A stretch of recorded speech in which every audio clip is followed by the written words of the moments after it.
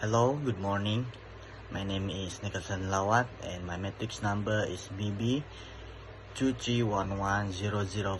So today I'm going to present about my individual assignment, which is I choose the title of Exploring the Determinants of Women's Underrepresentation in Organizational Leadership in Malaysia. So this is the content that I have in my slide. So there is introduction, overview of women's leadership in Malaysia, determinants. There are 5 determinants, and the fourth is legal and policy net framework supporting women leadership in Malaysia. And number 5 is current situation of women in leadership in Malaysia, the impact of underrepresentation in leadership, and strategy to improve women's representation in leadership, and also conclusion. Okay, let's move to the next slide, which is introduction. So in this slide, I want to introduce the main focus of my presentation. So as we know nowadays, women make a large share of workforce in Malaysia. However, they are still underrepresented in top leadership positions such as CEO, managers, directors, or senior manager. Why we have to women in the high position? Because gender diversity in leadership has been shown to improve decision making, organizational performance, and also innovation, and also a social fairness.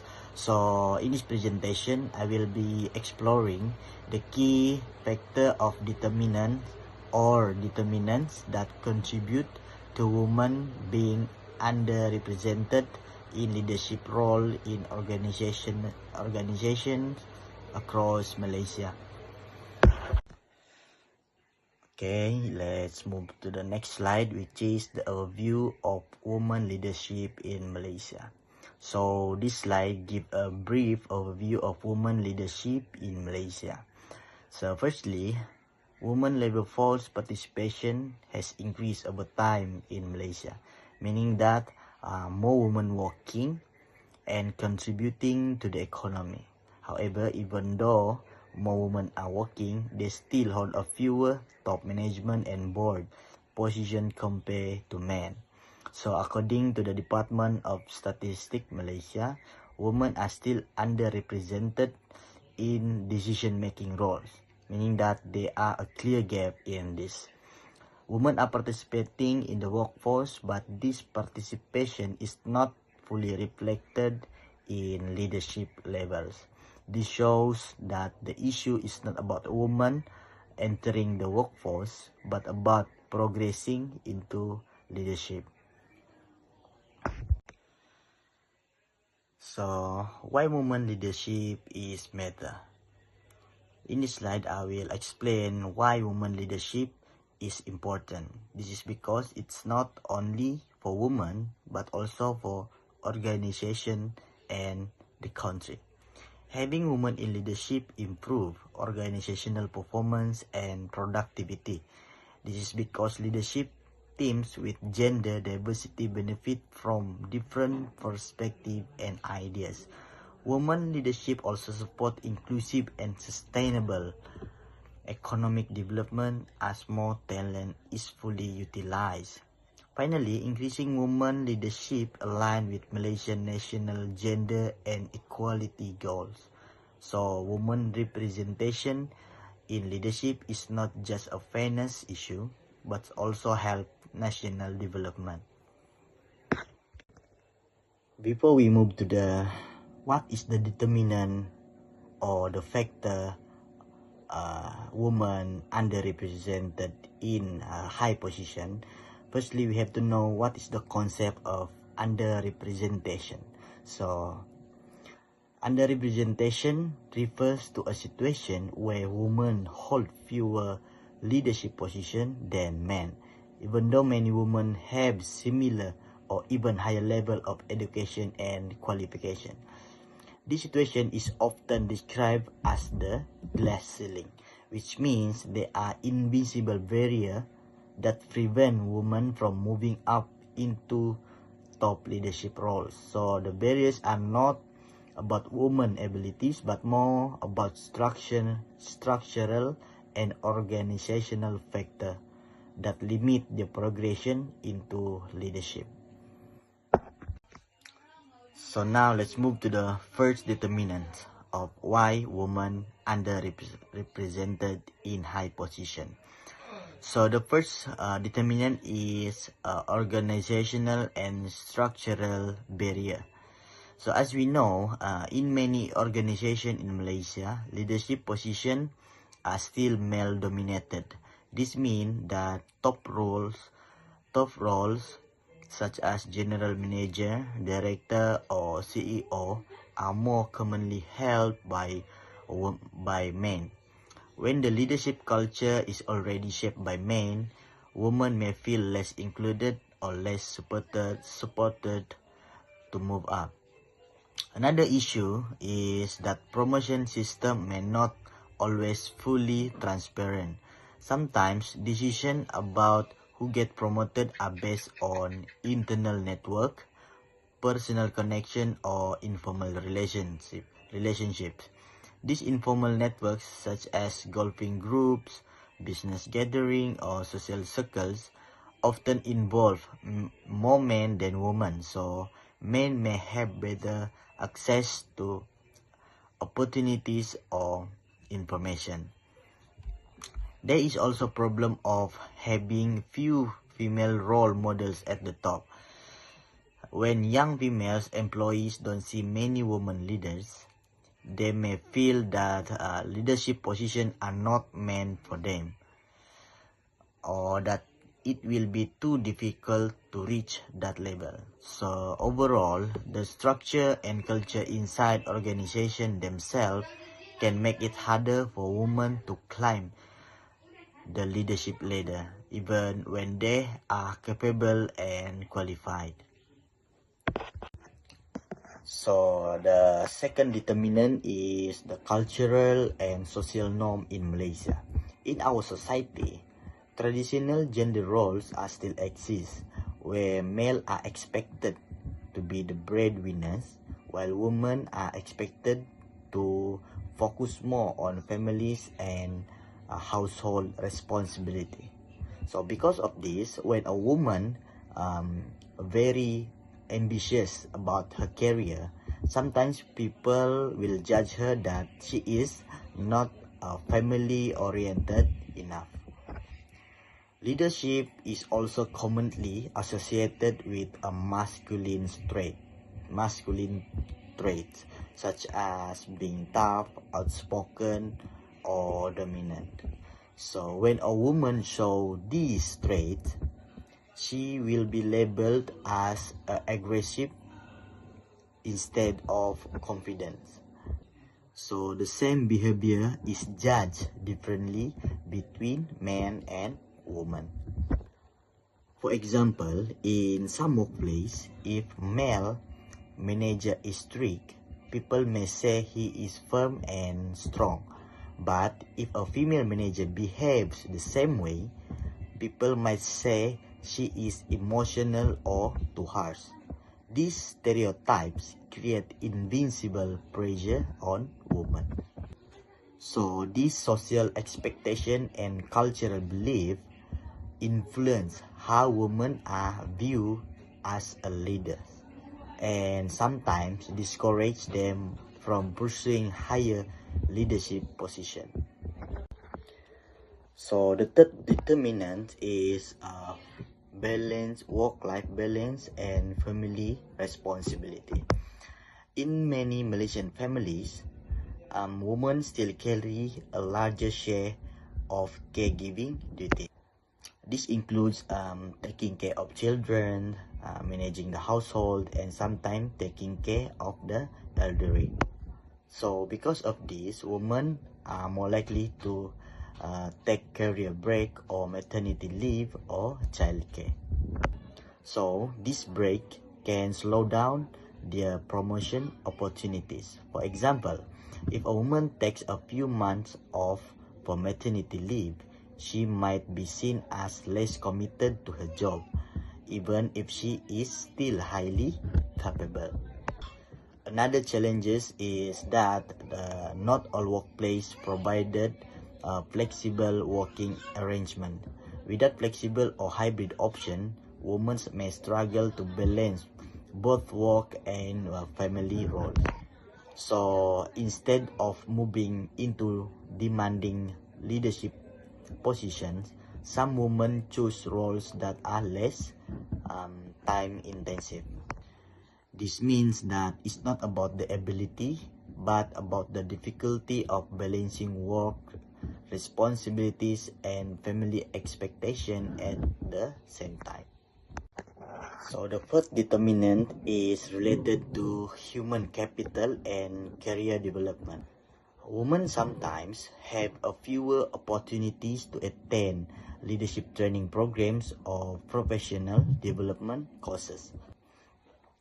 These programs are very important because this program is helping them to build confidence, management skill, and leadership experience.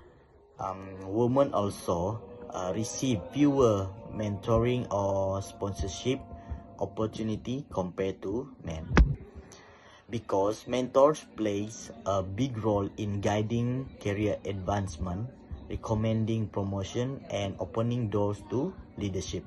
Without this, women may not be noticed or supported to in the top roles. Another issue is a job role segregation. Women are still more concentrated in support or administrative roles rather than strategic leadership roles, so they get less exposure to high-level decision making. In Malaysia, organizations like Talent Corp have highlighted this issue and created programs to support women who want to return to work after career break, but challenges still exist.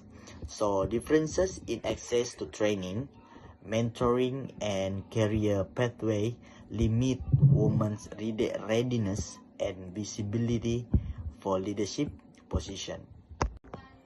So the fifth determinant, or the last determinant, is gender bias and discrimination. Bias can happen consciously or unconsciously.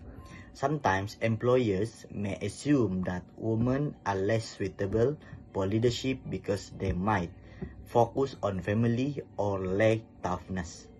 These assumptions are unfair because leadership ability is not determined by gender. Women are also sometimes evaluated more strictly than men. For example, when a woman makes a mistake, it may be remembered longer. But when a man does the same thing, it may be seen as normal. There is also the ongoing issue on the gender gap pay, where women may earn less than men in similar roles. This can reduce motivation and make career advancement feel less rewarding. Bias also can affect recruitment, promotion, and salary decision, and even daily interaction at work. So even when women are qualified and performing well, discrimination can still block their pathway into leadership roles. So on this slide, I will talk about the legal and policy framework that supports women leadership in Malaysia. Malaysia has introduced several national policies to support women participation in leadership roles. One of the key policies is the National Women's Policy, which focuses on gender equality and empowering women socially, economically, and politically. The government has also set target to encourage at least 30% women in decision-making position, especially in the public sector and public listed company. This shows that the government recognizes the importance of women's voices in leadership. Agencies such as Ministry of Women, Family and Community Development, also known as KPWKM, and Talent Corp, play an important role. They run programs that support women career development, leadership growth, and return to work pathway for women who have taken career break due to family responsibility. So overall, this policy shows that Malaysia is moving in a positive direction and is committed to increasing women representation in leadership, even though challenges still exist at the organizational and cultural level. So the next is we will see how and what is the current situation of women in leadership in Malaysia. So we can see that more women are entering the workforce and also higher education. However, when we look at leadership levels, the representation of women is still lower than men. Women still hold fewer senior management and board positions compared to male counterpart. In Malaysia public listed companies, the number of women directors has slowly increased over the years, but the progress is still quite slow. Many organizations today recognize the importance of gender diversity and talk about equality, but in reality, structural and cultural barrier still exist. So even though policies and awareness are improving, it is not automatically translate into equal leadership representation. This shows that a policy support alone is not enough. Real change also needs to happen inside organization, such as promotion system, work culture, and leadership development opportunities. So the next is we will see what is the impact of women underrepresentation. So firstly, when fewer women reach leadership position, organization lost a large pool of skilled female talent. These women could contribute valuable knowledge, creativity, and leadership abilities. Secondly, it will also reduce gender diversity in leadership, also lead to a lower organizational innovation. Research shows that a different perspective lead to a better decision. So when leadership is dominated by one gender, decision may become less balanced. Thirdly, underrepresentation slow down progress toward gender equality in Malaysia.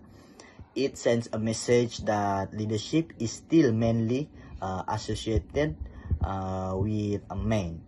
And finally, all of these weakens inclusive economic growth, because a country develops better when both men and women are fully involved in decision making and leadership. So, what is the strategy that we can use to improve women leadership representation? At the organization levels, companies should make sure promotion criteria are transparent and fair. Women should have equal access to leadership development programs, mentoring, and sponsorship. Flexible work arrangements such as hybrid work or flexible hours can also help women balance work and family responsibility. And at the policy level, the government can continue strengthening women empowerment initiative through KPWKM and other agencies. Support such as childcare facility, parental leave, and return to work program can make it easier for women to remain active in the workforce. So improving women leadership is not only about telling women to work harder. It requires supportive system, fair policies, and inclusive organizational culture.